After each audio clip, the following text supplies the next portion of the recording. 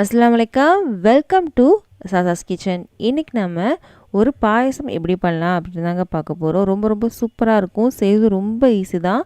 நம்ம இன்றைக்கி பார்க்க போகிற பாயசம் என்ன அப்படின்னா ஜவ்வரிசி சேமியா பாயசம் தான் எப்படி பண்ணலாம் அப்படின்ட்டு தாங்க பார்க்க போகிறோம். செம்ம டேஸ்ட்டாக இருக்கும். செய்கிறது ரொம்ப ஈஸி தான். இப்போ வாங்க எப்படின்னு பார்க்கலாம். நான் இன்றைக்கி ஒரு 50 கிராம் அளவுக்கு ஜவ்வரிசி எடுத்து ஊற வச்சுருக்கேன். 1 மணி நேரமாக ஊறிட்டுருக்கட்டும்.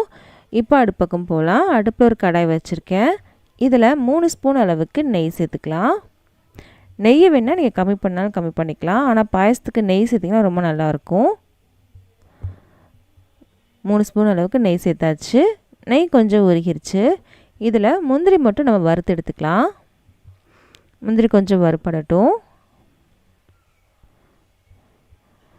இது யார் வேணாலும் ட்ரை பண்ணலாங்க. ரொம்ப சிம்பிள் தான். ஆனால் டேஸ்ட்டு சூப்பராக இருக்கும். இப்போ பார்த்திங்கன்னா வறுபட்டுருச்சு. இதில் நம்ம கொஞ்சமாக திராட்சையும் சேர்த்துக்கலாம். காஞ்ச திராட்சையும் சேர்த்துருக்கேன். இதுவும் நல்லா பலூன் மாதிரி உப்பி வரட்டும்.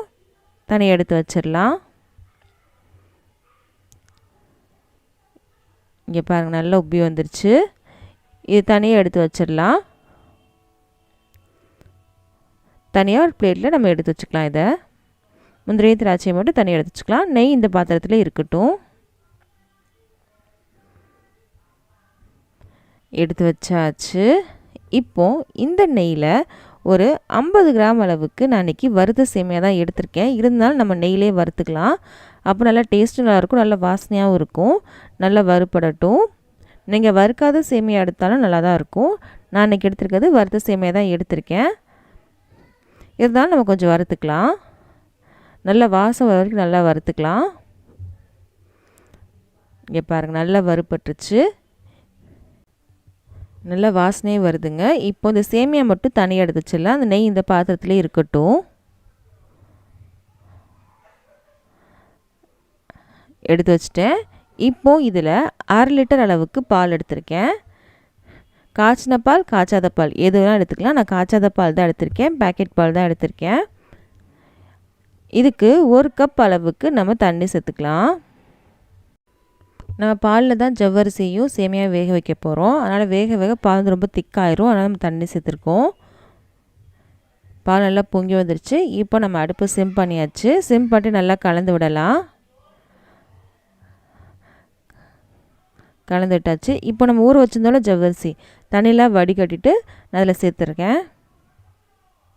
நான் எனக்கு எடுத்துருக்கிறது நைலான் ஜவ்வரிசி தான் எடுத்திருக்கேன். நீங்கள் மாவு ஜவ்வரிசி கூட எடுத்துக்கலாம். நம்ம ஜவ்வரிசி வந்து நல்லா ஊற வச்சிட்டோம் இல்லையா, அதனால் சீக்கிரமாகவே வெந்துடும். ஃபஸ்ட்டு நம்ம ஜவ்வரிசி சேர்த்துருக்கோம். இது கொஞ்சம் வேக ஆரம்பிக்கும் போது நம்ம வந்து சேமியா சேர்த்துக்கலாம். அப்போ ரெண்டுமே கரெக்டாக வெந்துடும் நமக்கு.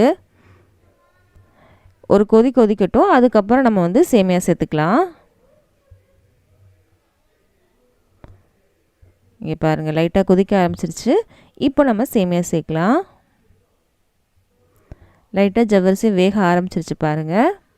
ட்ரான்ஸ்பரண்ட் ஆகிட்டுருக்கு. வறுத்து வச்ச சேமியாவை இதில் சேர்த்துடலாம். இது ரெண்டும் நல்லா வேகட்டும். அடுப்பு வந்து சிம்மில் இருக்குங்க. இது வெந்துட்டுருக்க டைமில் நம்ம வந்து வெல்லத்தை நம்ம கரைச்சி எடுக்க போகிறோம். இது நல்லா கலந்து விட்டுடலாம். நான் இன்றைக்கி வெல்லம் எடுத்திருக்கேன். நீங்கள் சர்க்கரை கூட எடுத்துக்கலாம். நான் இன்றைக்கி வெல்லம் தாங்க எடுத்திருக்கேன். வெல்லம் எடுத்தால் ரொம்ப டேஸ்ட்டாகவே இருக்கும், நீங்கள் சர்க்கரை எடுக்கிறத விட. நல்லா கலந்து விட்டாச்சு. இது வேகட்டும். இது ஒரு பக்கம் இருக்கட்டும். இப்போது இன்னொரு அடுப்பில் ஒரு பாத்திரத்தில் நான் இன்றைக்கி ஒரு 150 கிராம் அளவுக்கு நான் அச்சு வெல்லம் எடுத்திருக்கேன். நீங்கள் மண்டை வெல்லம் கூட எடுத்துக்கலாங்க. கொஞ்சமாக தண்ணி சேர்த்து கரைச்சி எடுத்துக்கலாம். நிறைய பேர் நினைக்கலாம், பாயசத்தில் வந்து வெல்லம் சேர்க்கும் போது பால் திரிஞ்சு போயிடாதா அப்படின்னு. கண்டிப்பாக திரிஞ்சு போங்க. சூடாக சேர்க்கும் போது.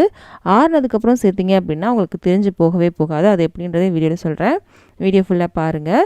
தண்ணி சேர்த்துருக்கேன். இந்த வெல்லம் மட்டும் கொஞ்சம் கரையட்டும். பாகுப்பதம் எதுவும் தேவையில்லை. இங்கே பாருங்கள், வெல்லம் கரைஞ்சிருச்சு. இப்போ நம்ம தனியாக எடுத்து வச்சிடலாம். இப்போ போய் பாலை பார்க்கலாம். பாலில் ஜவ்வரிசியும் சேமியாவும் நல்லா வெந்துருச்சுங்க. பார்க்கும்போது உங்களுக்கே தெரியும். ஜவ்வரிசி நல்லா வந்துருச்சு. சேமியா நல்லா வெந்துருச்சு. சேமியா பாருங்கள், நல்லா வெந்திருக்கு. குழையலை, ஆனால் நல்லா வெந்திருக்கு. இப்போது நம்ம இதில் ஏலக்காய் தூள் சேர்த்துக்கலாம். 1 டீஸ்பூன் அளவுக்கு நம்ம இதில் ஏலக்காய் தூள் சேர்த்துக்கலாம். சேர்த்துட்டு கலந்து விட்டுட்டு அடுப்பு ஆஃப் பண்ணிக்கலாம். இப்போ நல்லா கலந்து விடலாம். சூட்லேயே சேர்த்திங்க அப்படின்னா கண்டிப்பாக வெல்லம் சேர்க்கும் போது பால் திரிஞ்சு போகுங்க. நீங்கள் வந்து பருப்பு ஏதாவது சேர்த்துருந்தீங்கன்னா சூட்டோடு சேர்க்கலாம். நம்ம பருப்பு எதுவுமே சேர்க்கல, வெறும் பால், ஜவ்வரிசி, சேமியா 3 தான் சேர்த்துருக்கோம். இப்போ நம்ம சூட்லேயே வெல்லம் சேர்த்தோம் அப்படின்னா கண்டிப்பாக பால் திரிஞ்சு தான் போகும். கொஞ்சம் ஆற வச்சு சேர்த்திங்க அப்படின்னா உங்களுக்கு வந்து திரிஞ்சு போகாது. இப்போ நல்லா கலந்து விட்டாச்சு. இது சூடாக இருக்கு இல்லையா, கொஞ்சம் ஆறட்டும். ஆறினதுக்கப்புறம் நம்ம வந்து வெல்லம் சேர்க்கலாம். இங்கே பாருங்கள் நல்லா ஆறிடுச்சு. இப்போ நல்லா ஆறிடுச்சுங்க. கொஞ்சம் கூட சூடே இல்லை. இப்போ இதில் நம்ம கரைச்சி வச்சிருந்த வெள்ளை தண்ணி இதில் சேர்க்கலாம். நான் வடிகட்டி சேர்க்குறேன். சேர்க்குறோம். வெள்ளை தண்ணி சேர்த்ததுக்கப்புறம் பாயசம் கொஞ்சம் தண்ணியான மாதிரி தான் ஆயிரும். இங்கே பாருங்கள் சேர்த்தாச்சு. இப்போ கலந்து விடலாம். பால் திரிஞ்சு போகவே இல்லை பாருங்கள். பால் திரிஞ்சு போகவே இல்லை. நல்லா கலந்து விட்டுடலாம்.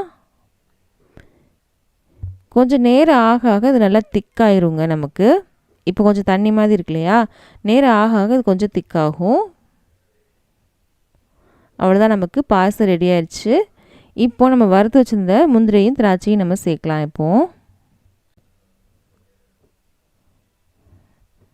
இப்போது சேர்க்கலாம். ரொம்ப ரொம்ப ஈஸியான ஒரு பாயசம்ங்க. கண்டிப்பாக நீங்கள் செஞ்சு பாருங்கள். உங்கள் எல்லாத்துக்கும் ரொம்ப பிடிக்கும்.